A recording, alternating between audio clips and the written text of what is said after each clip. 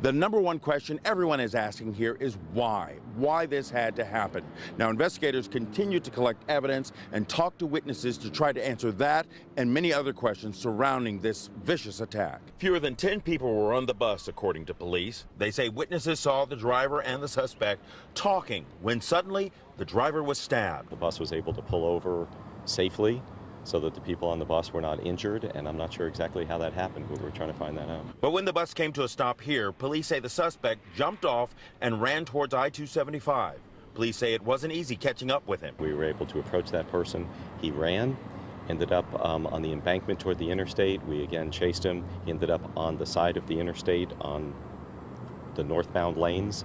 At that point, we were able to apprehend him. Meanwhile, Hart officials are trying to make sense of a senseless attack on one of their longtime drivers. He had a long tenure here. He had been with our organization, and it's just been a tragic day for all of us here. We understand the suspect that they've arrested has been charged with resisting arrest, but as this case unfolds, more charges may follow.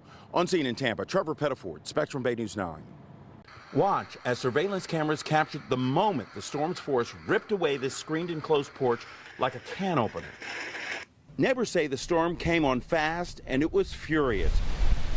Brian Rockowitz was outside working on his boat when he thought it was going to be blown away. A tarp blew off my boat that I had working on it, and I glanced over at my neighbor's house, and it literally was like, it looked like a tornado, but it just picked up the whole entire screen room and flung it over the entire house. And when it landed, it went everywhere, breaking into several pieces, taking tree branches and power lines along with it.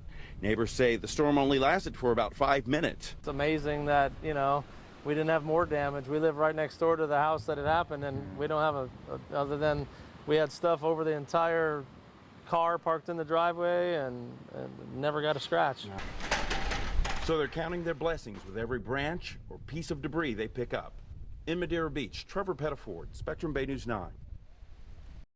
This home is a total loss, gutted from the inside out. Fortunately, the homeowner wasn't home at the time, but he was hospitalized because he's so upset over what happened. Relatives say Richard Griffin lost everything in this fire. He's got the clothes on his back, and as we speak right now, he is in the hospital with ailments because of all of this happening. The fire broke out shortly before 10 o'clock last night. His daughters say it suspiciously happened after an incident outside his front door. It started with him trying to help a lady out, and she was in trouble with another gentleman out here on the road, and everything imploded on each other.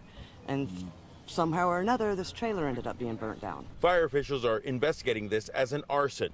But while they try to figure out who did this, Richard Griffin's family is trying to figure out what to do with him. So right now, he can stay with me for 30 days and then Anna for 2 weeks. So and then after a week he can come back, but that's the way the laws are, like the bylaws and all that. And then we both feel like horrible because we want to do more, and it's our dad. Now, investigators haven't figured out exactly what caused this fire, but in the meantime, family, friends, and even neighbors in the area are gathering whatever they can to help this man out because he lost absolutely everything. On scene in Largo, Trevor Pettiford, Spectrum Bay News 9.